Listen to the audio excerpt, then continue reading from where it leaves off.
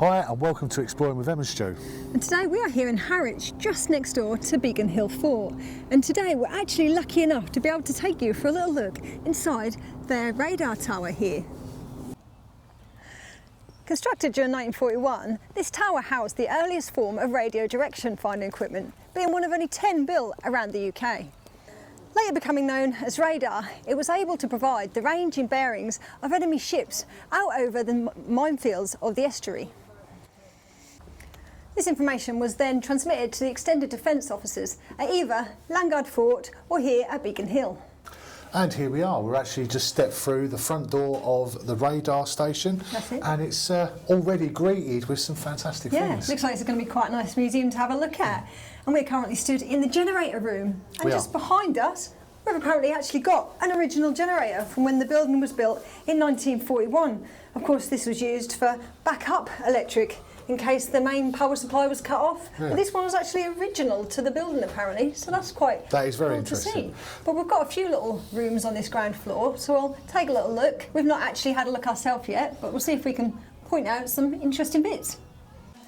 So the second room we bring you to is actually an accommodation room. As you can see, they've got it set out again exactly how it really would have been back in the day, with a few little additions, of course. They've actually got one of the beds that they would have slept on. Obviously, quite a basic bed, but they did actually have lockers underneath them, I guess, for storing their bits and pieces. But it's nice little artefacts to see that obviously they've popped in here. But other than that, there's not an awful lot to see. But just next door, we've got another room that we're going to take you into. And just through here, we've got a small mess room.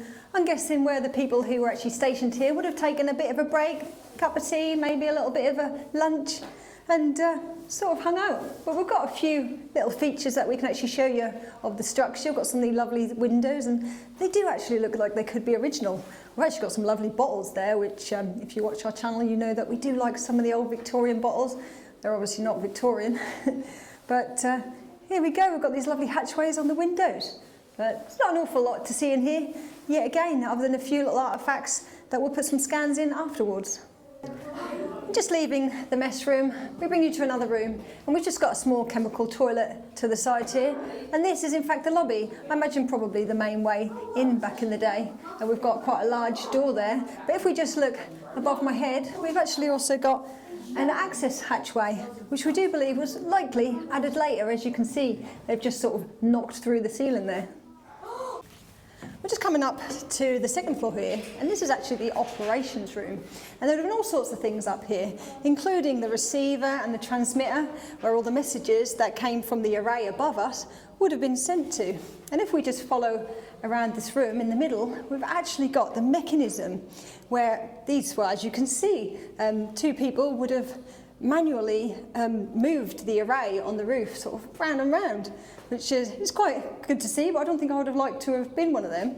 And we've also got a few other little bits to show you while we're up here.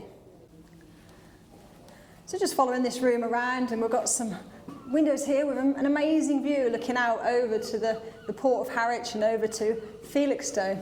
We've also got a few other bits and bobs up here because of course this floor was also used as telephone and communication, which I imagine is how the messages that were picked up from the array were obviously sent over to the control tower. And here we are on the very top floor where we've actually got the original array still in situ. And here we have, right in the middle of the room, the original array. I believe this is a 287 array, which I think was actually a slightly updated one from what they originally had. But when this place was left abandoned, we believe that parts of this array were actually just left here in a big pile. And when the volunteers took the place over, they actually put the whole thing back together. And here it is, 21 foot long, in the middle of this huge tower. Now, of course, this was manually turned, as we saw from the two guys below. But of course, when they were actually using this, nobody was allowed to come up to this floor because of the dangers of the radiation, of course. And the actual radio waves were able to pass through the brick wall, hence the reason we were able to have it indoors like this. But it's an amazing structure, and to think they actually put this thing back together. And we very, very rarely actually see these, but it was only in operation from sort of 1941 to 1943, I suppose, before technology changes, but it's really great to see it.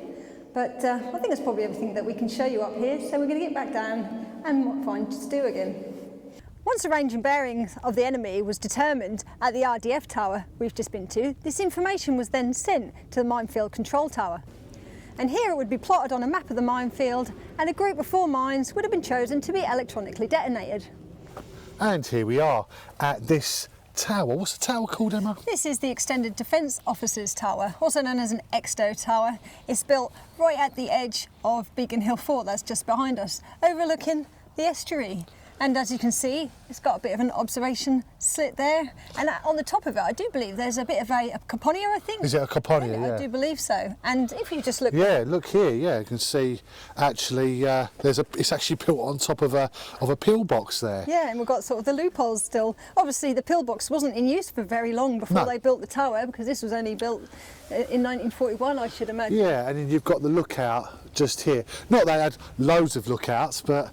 No. There's another lookout up there. You can see, obviously, they would have had a little bit of a shower system on there, but not an awful lot to see. But it was a really important part of the radar system, having the control tower here. So we thought we'd just take you for a little look.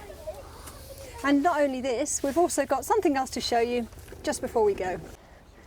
Now, of course, the minefield needed searchlights so they could be monitored after dark, and we've actually got 2 searchlight emplacements here, which could very likely have been those ones built for the control tower.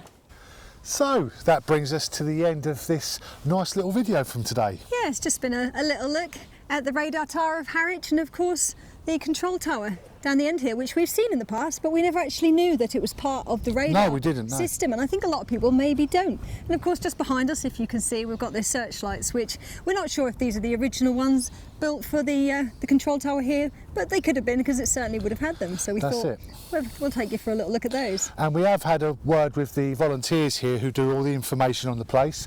So everything that we've said in this video today is through source and public records. Yes, and as far as they're concerned, it's correct. But of course, if you're any different, let us know, because they'd like to know if we're not quite right with that.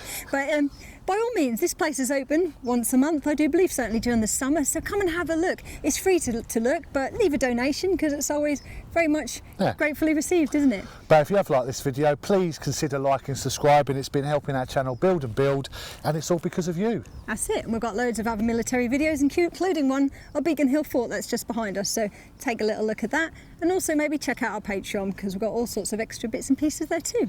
So, here from the beautiful Harwich on the Essex coast. And from Exploring Vermont Stew. Thanks for watching. Bye-bye. Bye. Bye.